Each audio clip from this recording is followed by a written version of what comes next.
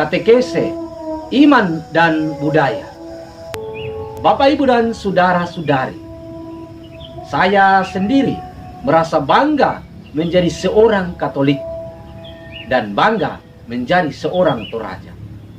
Video pertama ini akan saya isi dengan satu dari sekian kebanggaan saya menjadi seorang Katolik.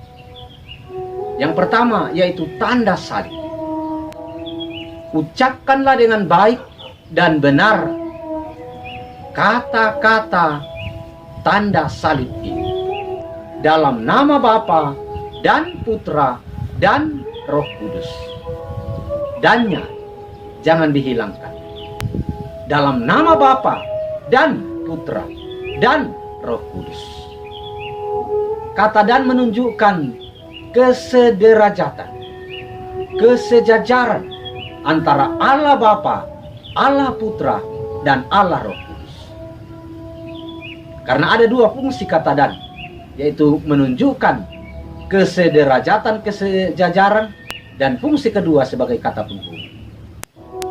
Dan fungsi dan dalam tanda salib ini adalah menunjukkan kesederajatan dan kesejajaran antara Allah Bapa, Allah Putra, dan Allah Roh Kudus.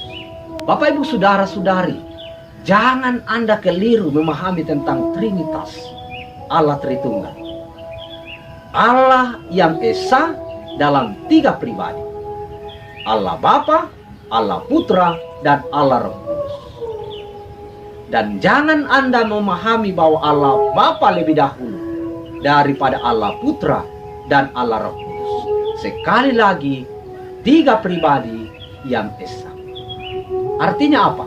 Bahwa Allah ini adalah Allah yang Esa, yang ada dahulu, sekarang, dan sampai selama-lamanya. Jangan Anda membayangkan bahwa Allah Putra baru ada ketika Yesus dilahirkan. Allah Putra dalam kealahannya, dia adalah Alfa dan Omega, yang telah ada dahulu dan sekarang sampai selama-lamanya. Allah yang hadir dalam diri Yesus dalam rupa manusia, berinkarnasi dalam rupa dan wujud manusia, yaitu Yesus, Incarnatus es. Saya sebagai seorang Katolik bangga dengan tanda salib dalam nama Bapa dan Putra dan Roh Kudus. Amin. Santo Paulus dalam suratnya kepada jemaat di Galatia, dalam suratnya bab 6 ayat 17 dikatakan, pada tubuhmu ada tanda-tanda milik Kristus. Maka saya menerjemahkan kata-kata Santo Paulus ini bahwa dengan pembaptisan, di mana kita dibaptis dalam nama Allah Bapa, Allah Putra, dan Allah Roh Kudus, pada tubuh kita ada tanda-tanda milik Kristus. Maka saya bangga untuk membuat tanda salib dalam nama Bapa dan Putra dan Roh Kudus. Amin.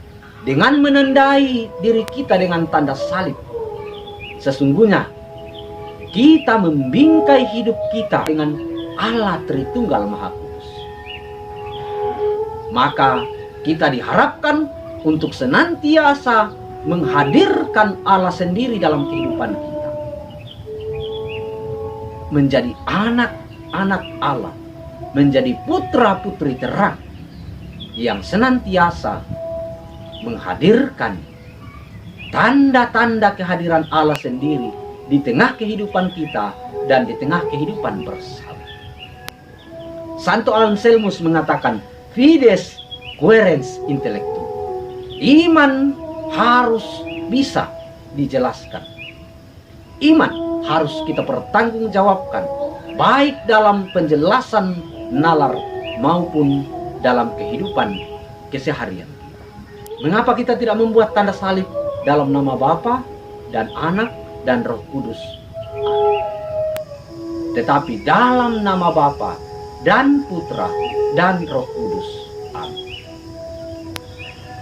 Dalam permenungan saya, Bapak, Ibu, saudara-saudari, tanda dan gerak ini menjadi resume dari hukum emas Yesus sendiri, mengasihi Allah dan mengasihi sesama.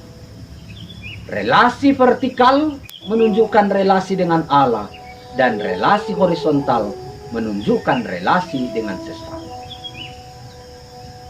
Yang pertama-tama adalah relasi dengan Yang Maha Kuasa, kemudian relasi dengan sesama. Jangan dibolak-balik, bukan relasi dengan sesama, kemudian relasi dengan Allah. Maka tidak dikatakan dalam nama Bapa dan Putra dan Roh Kudus, amin. Atau dalam nama Bapa dan Putra dan Roh Kudus, amin.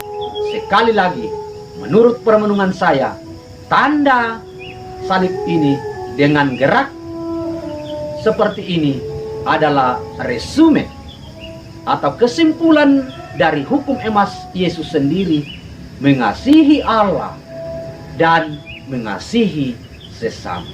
Yang pertama-tama adalah mengasihi Allah, kemudian mengasihi sesama. Kasihilah Tuhan Allahmu dengan segenap hatimu, dengan segenap jiwamu, dengan segenap akal budimu, dan dengan segenap kekuatanmu. Dan hukum yang sama dengan itu adalah kasihilah sesamamu manusia seperti dirimu sendiri.